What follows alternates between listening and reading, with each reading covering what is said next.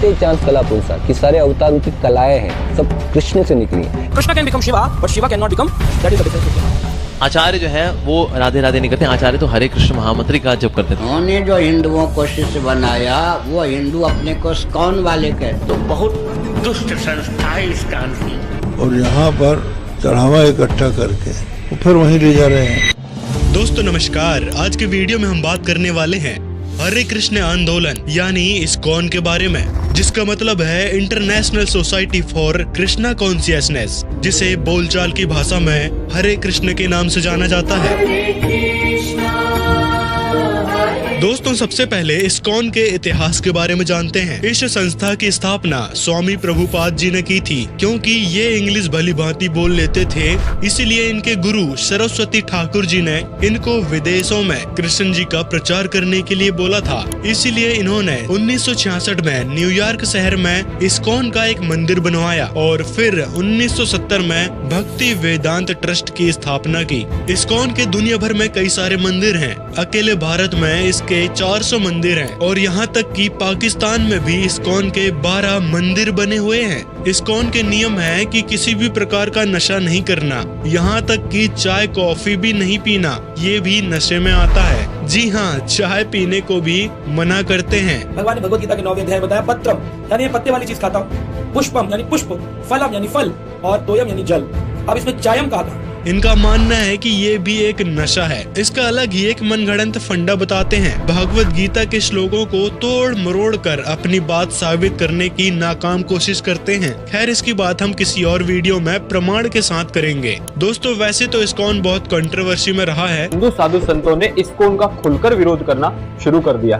ISKCON वाले जो आंसू पोंछने आता है वो भी आंसू दे जाता है। उनकी परंपरा में जो अंग्रेज शिष्य हैं वो अपने को हिंदू नहीं कहते, उन्होंने जो हिंदुओं को शिष्य बनाया वो हिंदू अपने को इस्कॉन वाले कहते। तो बहुत दुष्ट संस्था है इस्कॉन की, और यहाँ पर चढ़ावा इकट्ठा करके वो फिर वहीं ले जा रहे हैं। लेकिन आज के वीडियो में हम इनकी भक्ति साधना की बात करेंगे। दोस्तों सभी जानते हैं कि आध्यात्मिक मार्ग में गुरु केवल एक ही होता है, लेकिन इस्कॉन वालों ने एक अलग ही ड्रामा बना रखा है। इसमें 97 तो गुरु हैं जो दीक्षा देते हैं और कथावाचक की एक अलग ही पदवी बना रखी है। यही नहीं, यदि आपको इस्कॉन में गुरु बनना है तो उसकी सुविधा भी ये लोग देते हैं। गुरु बनने के लिए बस ये 3 चीजों की आवश्यकता है। भाई साहब इन्होंने तो भक्ति मार्ग का और गुरु परंपरा का एक गंदा मजाक बना दिया है। जबकि दोस्तों ये लोग गीता जी का प्रचार करते हैं और पवित्र गीता जी अध्याय 4 के श्लोक 34 में एक तत्वदर्शी संत की तरफ इशारा किया है कि वो ही एक पूर्ण गुरु होगा और भगवान का कृपा पात्र संत होगा। इसकी बात हम आगे इसी वीडियो में करेंगे। इस्कॉन के कथावाचक कृष्ण जी की कथा सुनाते हैं, जबकि दोस्तों हम कथा तो बचपन से ही सुनते आ रहे हैं, लेकिन इस्कॉन वालों की कथा में एक अंतर होता है। उसमें कथा कम ड्रामे ज्यादा होते हैं। जैसे भगवान ऐसे नहीं 16 वाला नहीं कर रही तू, सुदर्शन। क्योंकि लोग इनके प्रवचन सुनने में कोई इंटरेस्टेड नहीं होते, वो तो इनकी एक्टिंग में रुचि रखते हैं। ये लोग एक्टिंग बड़ी मस्त करते हैं दोस्तों, आप देख सकते हैं वीडियो में। भक्ति के नाम पर सिर्फ भजन कीर्तन और नाच गाना करना होता है।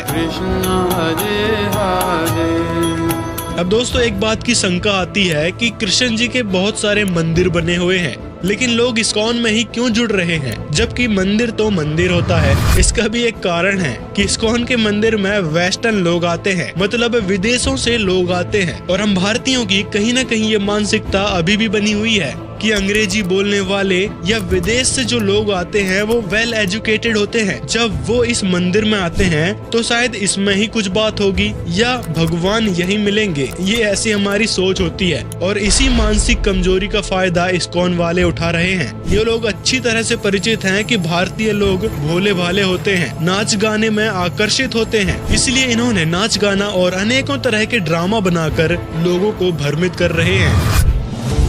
दोस्तों इन्होंने अपनी एक कथा भी अलग ही बना रखी है। कोई भी बात मन में आ जाए वही बोलना शुरू कर देते हैं। हम सभी जानते हैं कि राधा जी कृष्ण जी की प्रेमिका थी, लेकिन बाद में कृष्ण जी का रुक्मणी जी से विवाह हुआ था, यानी शादी हुई थी। और ये भाई साहब कहते हैं कि राधा जी और कृष्ण जी का विवाह हुआ है। राधा रानी के भी जो पति हैं वो भी हैं कृष्ण। जो होना चाहिए, राधा रानी का विवाह हुआ, भांडीर वन में हुआ, ब्रह्मा जी ने कराया। प्रीस्ट भी कौन? ब्रह्मा जी। इनसे बेटर हो भाई, और ब्राह्मण कौन बचता है? ब्रह्मा जी खुद। जबकि इस बात का कोई प्रूफ नहीं है। इन्होंने एक अलग ही दुनिया बना रखी है जिसमें मन गढ़ंत बातें और बिना तथ्य की बातें करते हैं। ये लोग यहीं तक सीमित नहीं है। इस्कॉन वाले तो कृष्ण जी को बड़ा और शिव जी को छोटा मानते हैं। So Krishna can become Shiva, but Shiva cannot become. That is the difference between. मतलब कृष्णा शिव जी बन सकते हैं, लेकिन शिव जी जो हैं कृष्ण नहीं बन सकते। हाँ, अभी यही नहीं, इनके कथावाचक कहते हैं, हरे कृष्णा। एक कंफ्यूजन कि लोग कहते हैं कि कृष्ण विष्णु का ओरिजिन है या विष्णु कृष्ण का ओरिजिन है, कि कृष्ण से विष्णु निकले हैं या विष्णु कृष्ण से निकले हैं। तो वास्तव में जब हम ब्रह्म संहिता पढ़ते हैं, ब्रह्मा जी कहते हैं, इसका क्लियर करते हैं कि ईश्वर परमा कृष्ण सच्चिदानंद, कि ईश्वर जो है वो कृष्ण है, सारे अवतारों के कारण वो है। एते चांस कला पुंसा, कि सारे अवतारों की कलाएं हैं सब कृष्ण से निकली। ये ऐसा इसलिए होता है क्योंकि हम लोग टीवी को गुरु बना लिए। अगर हम प्रामाणिक आचार्य से, शास्त्रों से सुनेंगे तो हमें पता चलेगा कि विष्णु किसका ओरिजिन है और कृष्ण ही सारे अवतारों का ओरिजिन है। पता नहीं ये लोग कौन सा नशा करके कथावाचक बन जाते हैं। कृष्ण जी को बड़ा बनाने के चक्कर में शिव जी और विष्णु जी को तक डमी गॉड यानी छोटा बना दिया, जबकि सब जानते हैं विष्णु जी के अवतार श्री कृष्ण जी हैं। और ये हर विवेचन में ब्रह्म पुराण के कोई न कोई श्लोक लेकर आ जाते हैं, जबकि उसमें ऐसी कोई बात कही ही नहीं गई है। वो श्लोक तो किसी और बात के लिए बोले गए हैं। लेकिन इन नशेड़ियों को कृष्ण जी को बड़ा बताना है। गीता जी क्या कह रही है, पवित्र वेद क्या कह रहे हैं, इससे इनको कोई फर्क नहीं पड़ता। अब ये कहते हैं कि राधा जी ने कृष्ण जी से कहा, ये श्रीमती राधा रानी ने कृष्ण से ये मांगा कि अगर कोई व्यक्ति आपकी शरण में आएगा तो आप उसको कभी उसकी शरण से उसको निकालोगे नहीं, भले कितना नालायक हो, तो मैं अपना मांग जो है भंग करूंगी मैं। हाँ, ऐसा। जबकि दोस्तों आपको भी पता है कि उस समय कृष्ण जी को कोई भगवान नहीं मानता था। केवल नंद और यशोदा के पुत्र और चंचल प्रवृत्ति के होने के कारण उनको नटखट कृष्ण के रूप में जानते थे। और इन भाई साहब ने अलग ही कथा बना ली। दोस्तों इसका उद्देश्य भी केवल यही है कि लोग कृष्ण जी को ही पूछते रहें। लोग ये ना सोचें कि एक बार इस्कॉन में चले गए, कोई गलती बन गई, इनके नियमों को फॉलो नहीं कर पाए तो कहीं ये लोग इस्कॉन छोड़कर ना चले जाएं। बस यही कारण है इनकी ये मनगढ़ंत कथा बनाने का। इनका भक्ति और नियम से कोई लेना देना नहीं, केवल धन कमाना इनका उद्देश्य है। इस कारण ही इन्होंने मनगढ़ंत बहुत सी कथाएं बना रखी है, लेकिन वास्तव में इनको भगवान की कोई जानकारी नहीं है। पवित्र वेद तो इन्होंने खोलकर ही नहीं देखे, फिर भी वेदों का हवाला देते हैं कि वहाँ भी कृष्ण जी के बारे में बोला गया है, जबकि वेदों में कहीं भी कृष्ण जी की भक्ति का कोई जिक्र नहीं है। जी हाँ दोस्तों, कृष्ण जी की भक्ति का वेदों में कोई जिक्र नहीं है। यहाँ तक कि श्रीमद् भागवत गीता जिसका ये प्रचार करते हैं, उसमें तक कृष्ण जी ने अपनी भक्ति के लिए नहीं कहा है। उसमें तो कृष्ण जी किसी अन्य परमेश्वर की शरण में जाने के लिए कह रहे हैं। देखिए प्रमाण गीता अध्याय 18 श्लोक 62 में, और इसी प्रकार गीता अध्याय 18 श्लोक 66 में भी परमेश्वर की शरण में जाने का प्रमाण मिलता है। इसमें भी इस्कॉन वालों ने और कई सारे श्रीमद् भागवत गीता के अनुवादकर्ताओं ने व्रज शब्द का अर्थ गलत कर रखा है। व्रज का अर्थ वास्तव में होता है जाना, चलना, प्रगति करना, लेकिन इन्होंने उसका अनर्थ कर दिया। व्रज शब्द का अर्थ आना कर दिया। दोस्तों इस ब्रज शब्द के लिए हमने एक स्पेसिफिक वीडियो बना रखा है, जिसका डिस्क्रिप्शन में या फिर आई बटन में आपको लिंक मिल जाएगा। एक बार वो वीडियो जरूर देखें, आपकी शंका पूरी तरह से क्लियर हो जाएगी। अब दोस्तों सभी शास्त्रों में, जैसे पवित्र गीता जी, पवित्र वेदों में परमेश्वर की भक्ति के लिए सच्चे मंत्र का जिक्र आता है, और इन इस्कॉन वालों का महामंत्र है हरे कृष्णा। जी हाँ, ये लोग इसी को महामंत्र मानते हैं। But acharyas chant Hare Krishna, so we also chant Hare Krishna. आचार्य जो है वो राधे राधे नहीं करते, आचार्य तो हरे कृष्ण महामंत्र का जप करते हैं, तो इसीलिए हम भी हरे कृष्ण महामंत्र जप करते हैं। जबकि दोस्तों गीता जी का ये निरंतर पाठ करते हैं, लेकिन इनको गीता जी के रहस्यों का ABCD तक नहीं पता। ये लोग गीता जी के ज्ञान को समझ ही नहीं पाए। इसका कारण था कि इनको तत्वदर्शी संत नहीं मिले, जिसके विषय में गीता अध्याय 4 श्लोक 34 में कहा गया है कि इस तत्व ज्ञान को तत्वदर्शी ज्ञानी के पास जाकर समझ, वो ही परमात्मा की वास्तविक जानकारी और तत्व ज्ञान बताएंगे। दोस्तों इनके संस्थापक यानी गुरु स्वामी प्रभुपाद जी केवल गीता के पाठक और कृष्ण जी के पुजारी थे। इन्होंने गीता के रहस्य नहीं समझ पाए और न ही ये तत्वदर्शी संत थे। इन्होंने आगे चलकर कृष्ण जी की भक्ति का प्रसार करने के लिए इस्कॉन नामक संस्था चलाई और स्वयंभू गुरु बन बैठे।